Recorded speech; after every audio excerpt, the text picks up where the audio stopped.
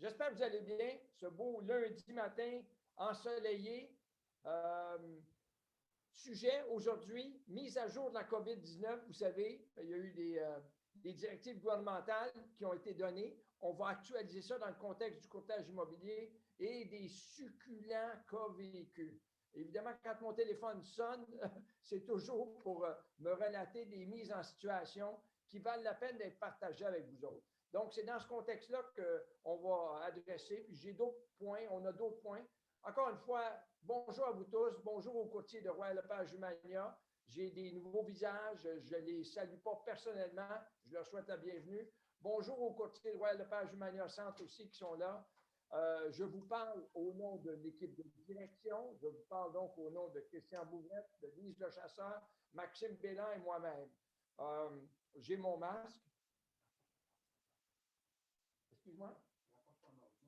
Rapproche ton ordi. Oui. Rapproche ton ordi. Est-ce que vous m'entendez mieux? Je vais rapprocher mon ordi. Je vais essayer d'être... Est-ce que ça va mieux là? J'ai mon masque, ça va?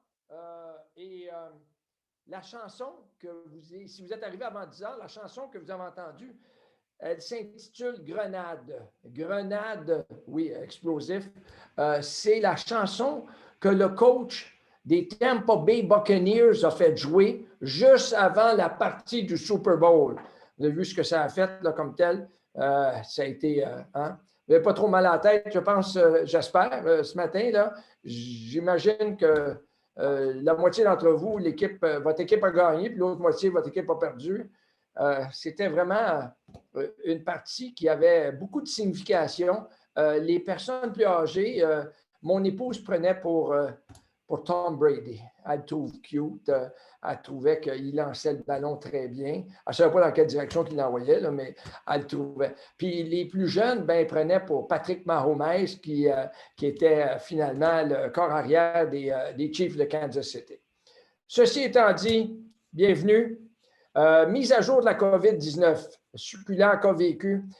Mise à jour de la COVID-19, ben, je pense qu'on n'en parlera pas trop longtemps. C'est clair, il n'y a pas rien de changé. Il n'y a pas rien de changé au niveau du courtage immobilier. Dieu merci, on est encore reconnu comme un service essentiel. Donc, possibilité de faire du courtage en appliquant toutes les mesures de protection, le masque, les déclarations de coronavirus signées, complétées, les visites contrôlées, les mesures d'hygiène, de propreté appliquées. Les bureaux sont fermés. Hein? Les locaux, là, je vous lis textuellement le message qui a été émis par l'OACQ. Les locaux des agences immobilières devront demeurer fermés. Les employés des agences devront travailler à distance, à l'exception de ceux dont la présence est essentielle à la poursuite des activités de l'agence. Département de la paye. Vous voulez être payé, je pense, donc essentiel. Donc, c'est ça. Et puis, quand on dit doivent demeurer fermés, inoccupés, on a eu connaissance, pas chez nous, qu'il y a eu des amendes qui ont été données. Hein. Les autorités sont débarquées dans des agences immobilières, constaté qu'il y avait du personnel, sont rentrés. Qui êtes-vous? Qu'est-ce que vous faites? Vous êtes courtier d'immeuble? Vous n'avez pas d'affaires ici. Amende. Les amendes varient de 1500 à 6 000 $. Et s'il vous plaît, faites-vous pas prendre parce que ce n'est pas la direction de Royal Lepage Humania qui va payer, c'est vous qui allez payer à ce niveau-là. Soyez conscients de ça. Donc, et puis, évidemment, couvre-feu encore à 8 heures. On n'est pas en zone orange. Tout notre terrain de jeu à nous autres est dans zone rouge. Donc, vous devez rentrer à la maison pour 8 heures. Vous devez avoir fini vos visites pour 7 heures pour être capable de permettre à vos clients de retourner à la maison et vous retourner à la maison aussi. Avant de tomber dans les succulents cas vécus, autres petits éléments d'information, on vous demande, on est peut-être harcelant jusqu'à un certain point, on insiste sur le fait qu'il est de votre intérêt de compléter le document planification 2021. Ça vous aide à vous fixer une cible, ça vous aide à maximiser votre productivité et ça vous aide ultimement à être fier de vous. Nous, c'est pour vous aider à cheminer puis à atteindre vos objectifs qu'on insiste pour l'avoir comme tel, c'est dans votre intérêt. Autre point, autre sujet, bravo. Bravo à tous ceux et celles qui ont été honorés par Royal Lepage Québec et Royal Lepage Canada, soit parce que c'est leur performance qui était ou leur contribution qui a été remarquable. On a une réunion générale, on a un kick-off, un lancement le 17 février et on va honorer ces personnes-là. À ce moment-là, on va les identifier, puis on va les applaudir, on va souligner leur performance. C'est le 17 février, 13 h. Bloquez cette date-là. Vous avez reçu des invitations, vous allez recevoir d'autres invitations. C'est une réunion virtuelle, mais une réunion importante. C'est la réunion de lancement de Royal Lepage Humania et de Royal Lepage Humania Centre. Autre point important qui ressort, qui est très d'actualité présentement, c'est paiement de rétribution dans les cas de commissionnement hypothécaire. Depuis le 1er mai 2020, le courtage hypothécaire a été transféré de l'OACQ à l'Autorité des marchés financiers. Et vous recevez des rétributions après avoir dirigé vos clients vers des prêteurs hypothécaires ou des agences hypothécaires. Les principes, là, si vous référez un client à un prêteur hypothécaire depuis le 1er mai, le courtier immobilier qui n'est pas titulaire d'un certificat de courtier hypothécaire, c'est votre cas. Vous êtes des courtiers immobiliers, peut continuer de diriger les clients directement vers des prêteurs hypothécaires et être rémunéré par eux à condition que cette rémunération ne dépende pas de la conclusion du prêt. Afin de pouvoir, je vous le lis exactement, de pouvoir recevoir une rémunération en fonction de la conclusion d'un prêt, le courtier immobilier doit obtenir un certificat de courtier hypothécaire, ce n'est pas votre cas. Et donc, le courtier hypothécaire, pour sa part, doit effectuer l'ensemble des démarches, puis vous recevez un montant fixe si vous référez. Si vous référez à un courtier hypothécaire depuis le 1er mai 2020, différent, là. On parle de référer à un prêteur hypothécaire ou référer à un courtier hypothécaire. Si vous référez à un courtier hypothécaire depuis le 1er mai 2020, le courtier immobilier peut aussi diriger des clients vers des courtiers hypothécaires. Il est permis aux courtiers hypothécaires de partager leurs commissions avec des courtiers immobiliers en fonction de la conclusion du prêt obtenu auprès du prêteur hypothécaire. Vous avez vu une nuance? On parle de montant fixe pour les prêteurs hypothécaires. On parle de partage de rétribution avec des courtiers hypothécaires. On va y revenir, on va élaborer sur ce point-là. Quelque chose d'intéressant qu'on est en train de regarder, l'équipe de direction de Humania Centre. Vous avez dans les deux cas un devoir de divulgation. Si un courtier immobilier reçoit une rétribution lorsqu'il dirige son client vers un prêteur hypothécaire ou vers un courtier hypothécaire, il est potentiellement en situation de conflit d'intérêts. Que la rétribution soit versée sous forme pécuniaire ou autre, le fait de diriger ses clients vers une institution prêteuse ou un cabinet hypothécaire ne devrait être motivé que par l'intérêt du client. Hein, ce n'est pas la commission qui compte, ce n'est pas la rétribution, c'est habiller le client avec le meilleur, votre client, avec le meilleur financement hypothécaire qui lui convienne. À des fins de transparence, le courtier doit divulguer par écrit à son client toute entente de rétribution à son bénéfice, l'identité de l'autre personne et de la société qui lui doit la rétribution et la nature de sa relation avec celle-ci, ainsi que la nature de la rétribution due dans le cas. C'est clair, là. Ce n'est pas un caprice de notre part de ne pas vous verser, la rétribution qu'on a reçue. Si on n'a pas l'avis de divulgation, dans votre intérêt, par protection pour vous, protection pour nous, c'est une exigence qui découle de l'OACQ. Divulguer verbalement aux clients, ce type d'entente n'est pas conforme aux règles. Afin de faciliter la tâche des agences et des courtiers, l'OACQ met à leur disposition le formulaire qui s'intitule « Divulgation d'entente de rétribution ». Une fois rempli, tout ça. Il existe un formulaire qui s'appelle « Divulgation d'entente de rétribution ». C'est ce formulaire-là qui doit être complété et signé par vos clients. C'est ça la situation. Autre sujet, programme de formation continue obligatoire. Rappel, vous ne pourrez pas renouveler votre permis de courtier immobilier au 1er mai si vous n'avez pas complété. Et là, il commence à y avoir un bouchon, il commence à y avoir congestion au niveau des formations. Il y a un contingentement quant au nombre de personnes qui peuvent suivre ces formations-là. Attendez pas à la dernière minute. De grâce, attendez pas à la dernière minute. Surtout si vous ne pouvez pas renouveler votre permis et vous avez des contrats de courtage ou des négociations en cours, ça va être l'enfer. Ça peut vous coûter très cher. Gestion de conformité de vos dossiers. Les documents qui sont nécessaires. Je ne parle pas d'avis de divulgation, là, je parle de gestion de conformité de vos dossiers. Je vous dis, là, vigilance, soyez prudents. L'OACQ joue à la police actuellement. Le département d'inspection professionnelle de l'OACQ joue à la police et il questionne, il regarde, il examine vos dossiers. Encore une fois, là, ce n'est pas discrétionnaire, ce n'est pas chez Humania seulement, ils font ça partout. Est-ce que certains dirigeants d'agence font preuve de laxisme puis laissent passer? Ça, je ne peux pas vous le dire. Mais chez nous, encore une fois, dans votre intérêt, dans notre intérêt, on veut que vos dossiers soient complets. Cas vécu. On est rendu au cas vécu. J'ai combien de cas vécus? J'ai 4 cas vécus qui finalement, non, 5. J'en ai 5. À quelle heure est-il? Ça fait 11 minutes. J'ai du temps. J'ai du temps.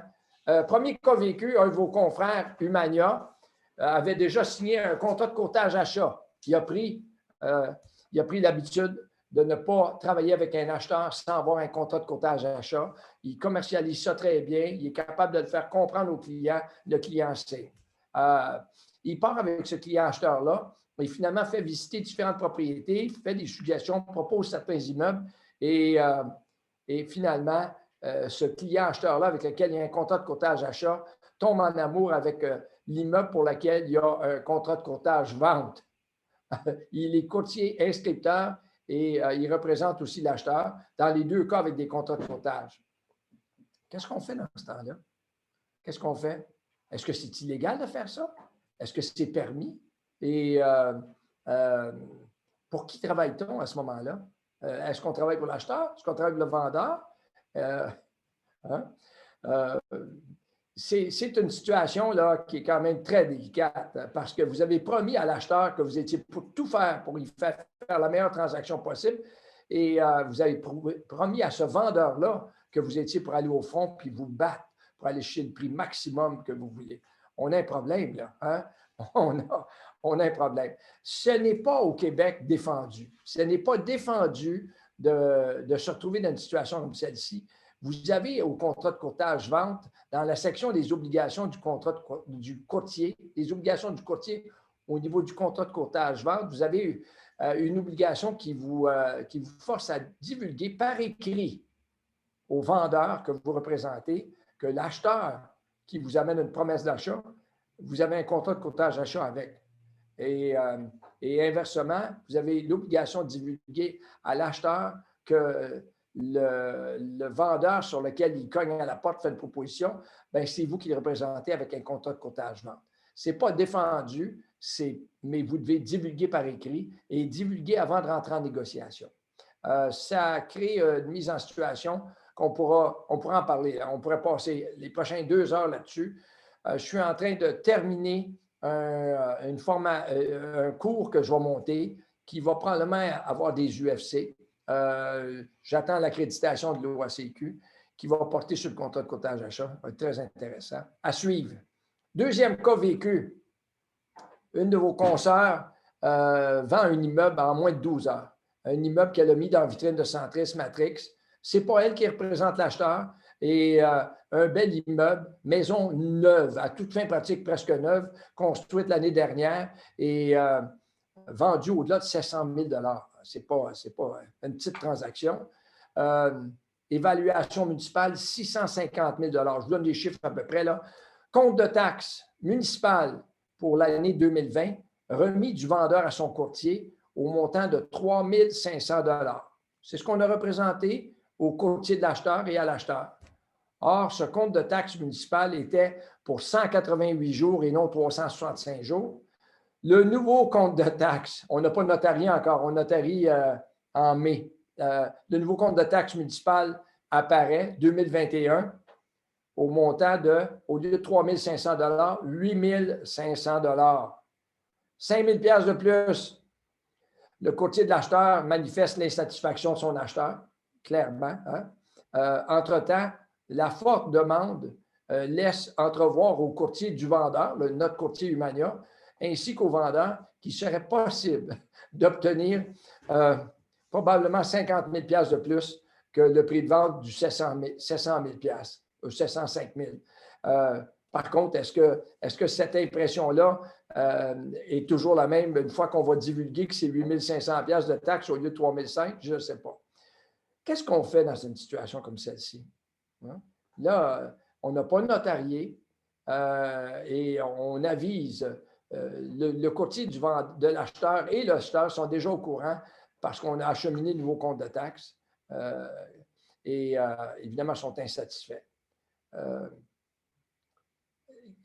Qu'est-ce que c'est 5 000 $ de plus par année? Hein? Si on divise ça par 12, ça fait 400 $. Je fais des chiffrons, là. 400 $ de plus par mois. 400 $ de plus par mois. Si on convertissait ça en paiement hypothécaire, je ne sais pas si vous avez fait l'amortissement, hein? 1 000 $ d'hypothèque à 1,5 % sur 25 ans, ça coûte 4 $ par mois. 4 $ par mois pour 1 000. Hein? Pour 100 000, c'est 400 $ par mois. Quand vous payez 400 $, c'est l'équivalent d'une hypothèque de 100 000 $ de plus, comme tel. Je ne peux pas vous dire comment ce dossier-là va se conclure, où est-ce qu'on va aller avec ça. Évidemment, j'ai immédiatement invité le courtier Humania à faire une divulgation préventive au FARCIC, au Fonds d'assurance en responsabilité professionnelle, qui vous couvre si c'est une faute professionnelle. Est-ce que c'est la responsabilité du vendeur, responsabilité du courtier? À suivre, à voir comment ça va se traiter. Est-ce que le FARCIC va faire un chèque pour indemniser? Est-ce qu'ils vont faire un chèque pour les 20 prochaines années? Je ne pense pas. C'est un dossier intéressant et à suivre comme tel. Mais soyez conscient que quand il arrive des situations comme ça, votre équipe de direction est là. Téléphonez-nous, appelez-nous. J'ai eu un échange assez long avec la courtier Humania et ça s'est passé hier, ça. Okay? Donc, on a envoyé hier un courriel à assurance au singulier à farcic.com. On a décrit toute la situation, puis on va attendre qu'ils nous reviennent. Évidemment, dans des cas comme ça, il faut faire attention, pas aller admettre notre responsabilité parce que ça compromet les possibilités pour le FARCIC de vous défendre à ce moment-là, de vous représenter. Par contre, on doit parler au vendeur. Oui, mais aller sur la place publique et dire à l'acheteur, puis au courtier de l'acheteur, « Ah oui, on a fait une erreur, on s'est trompé. » On va voir avant. On va voir comment le FARCIC va nous recommander d'agir. Ça termine le deuxième cas. Deuxième cas. Troisième cas, intéressant et d'actualité aussi, surtout à cause du marché. Sur Facebook, la courtière Humania, qui n'est pas le courtier du vendeur, hein, la courtière Humania sur Facebook voit une propriété annoncée et trouve des photos, des belles photos, et finalement, déclaration du vendeur à suivre. Puis, invitation de prendre des rendez-vous pour des visites pour le 7 février. Ça, c'est hier, ça, le 7 février. Sans exception pour l'heure et le jour, là, tout ça. Si vous désirez, veuillez préciser. Si vous désirez visiter, veuillez préciser. L'heure, votre nom, votre prénom, numéro de téléphone.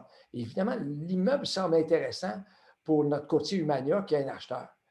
Téléphone, contacte le courtier. Le courtier dit non, pas de visite pour toi. Comment pas de visite pour moi? Je présente un acheteur. Non, c'est un contrat de courtage exclusif. Vous savez, le contrat de courtage, le contrat de courtage qu'on signe et qu'on met dans la vitrine de Centris Matrix, il est exclusif aussi. Là, hein? Contrat de courtage exclusif, j'imagine que ce qu'elle voulait dire, cette courtière-là, c'est sans publication sur Centris Matrix, mais elle pense que parce que c'est un contrat de courtage sans publication sur Centris Matrix, qu'elle n'est pas obligée de collaborer, elle n'est pas obligée de permettre des visites, elle n'est pas obligée de rien faire. C'est totalement faux. Hein? Totalement faux. En passant, pour qui elle travaille, cette courtière-là? Est-ce qu'elle travaille pour son client vendeur? Si elle l'empêche, si elle ne met pas cette maison-là dans la vitrine de Centris aujourd'hui, quand on sait qu'est-ce que c'est comme impact, est-ce qu'elle travaille pour elle-même? Est-ce qu'elle travaille pour l'image de la profession? Hein? Pour elle, clairement, oui, effectivement. Je suis allé sur le site de l'OACQ, puis cette pratique-là, elle est bientôt sur le marché ou à venir bientôt ou quoi que ce soit. Je vais juste vous lire l'article de l'OACQ parce que je trouve que c'est très d'actualité, puis on est tenté des fois d'aller publier des propriétés sans qu'elles soient disponibles sur Centris Matrix, publier des propriétés entre autres sur Facebook ou ailleurs. L'article de l'OACQ se lit comme suit. Je vais vous le lire pour être sûr que vous le comprenez bien. Il est courant de voir des propriétés annoncées sur les réseaux sociaux par des courtiers sans que celles-ci soient offertes. Courant, en tout cas, ça a l'air à se présenter. Sans que celles-ci soient offertes sur un service de diffusion d'informations comme Centris. Aussi, des publications telles que à venir sur Centris ou bientôt sur Centris sont de plus en plus répandues sur Facebook, Instagram, pour ne nommer que ceux-là. À titre de rappel, les règles suivantes en matière de publicité s'appliquent. C'est l'OACQ qui parle. Et ce, même dans le contexte de l'utilisation des réseaux sociaux. Un contrat de courtage doit être signé avant de publiciser la mise en vente de toute propriété, que ce soit sur un service de diffusion d'informations tel que Centris ou sur les réseaux sociaux. Par exemple, il est interdit d'annoncer sur les réseaux sociaux qu'une propriété sera mise en vente ou affichée sur Centris avant d'avoir signé un contrat de courtage. L'inscription auprès du service de diffusion d'informations doit être complétée avant d'annoncer sur les réseaux sociaux. Elle doit être complétée et disponible avant d'annoncer sur les réseaux sociaux qu'une propriété y sera affichée. Ceci signifie donc que les publications sur les réseaux sociaux du type à venir sur Centris ou bientôt sur Centris, et c'est écrit en gras par l'OACQ, ne sont pas permises avant que le contrat de courtage soit signé et que l'inscription auprès du service de diffusion soit complétée. Est-ce que c'est bien clair? Cette courtière-là, elle agit de façon non conforme aux exigences de l'OACQ.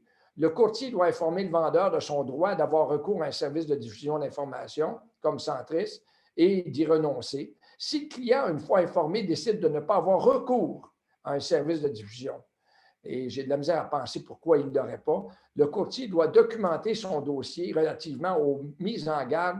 Il doit documenter, dire, moi, j'irai chercher un écrit du vendeur qui dit « Je reconnais avoir été informé et je renonce par le courtier, je renonce » et tout ça. Je peux vous dire qu'on a eu des cas dernièrement là, où des personnes âgées, je ne veux pas de trafic, je veux tout ça, au point qu'ils étaient prêts à ne pas mettre leur propriété dans la vitrine de Centris. L'impact de ça, c'est des milliers de dollars de moins pour le vendeur.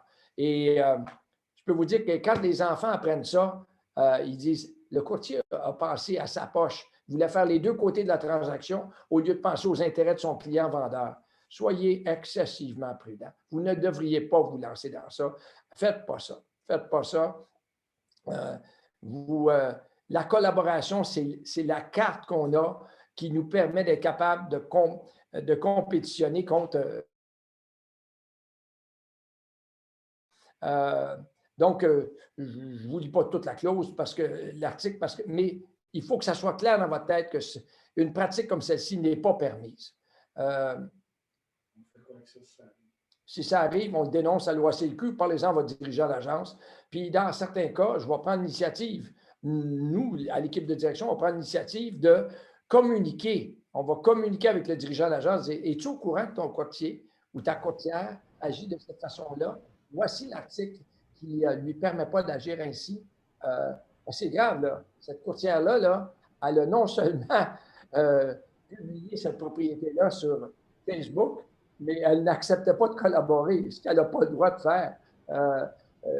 L'acheteur en direct, oui. L'acheteur représenté par un autre courtier, non. Elle ne peut pas faire ça. C'est défendu. Si elle veut offrir 0%, mais elle ne peut pas empêcher. Elle ne peut pas empêcher des visites de propriété. C'est défendu, ça, de bloquer le trafic. En bout de ligne, on se fera signer un contrat de courtage achat avec notre acheteur. Puis on dira, écoutez, mon client va visiter et après ça, on décidera si on veut faire une promesse d'achat. Qu'est-ce qui est arrivé dans ce cas-là?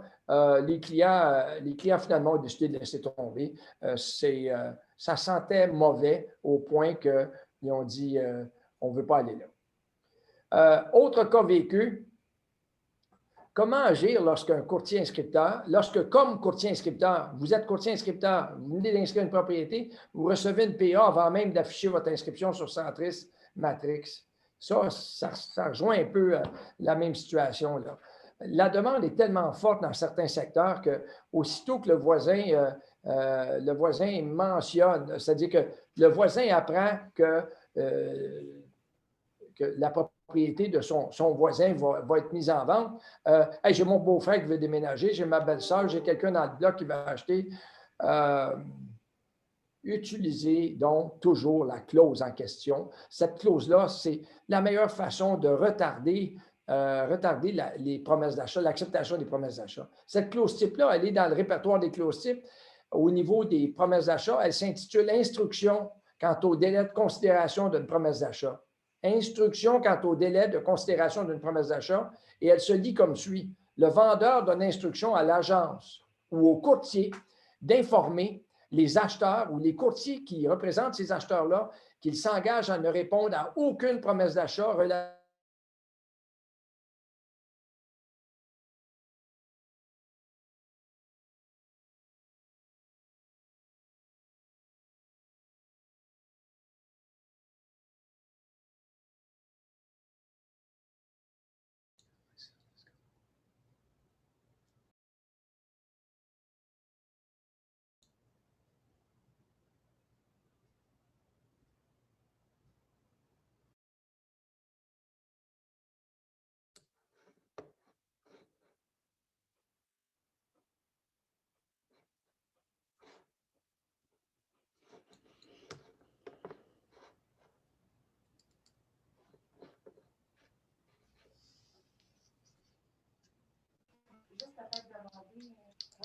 Oui, là, je suis là, là. Moi, je suis revenu, là.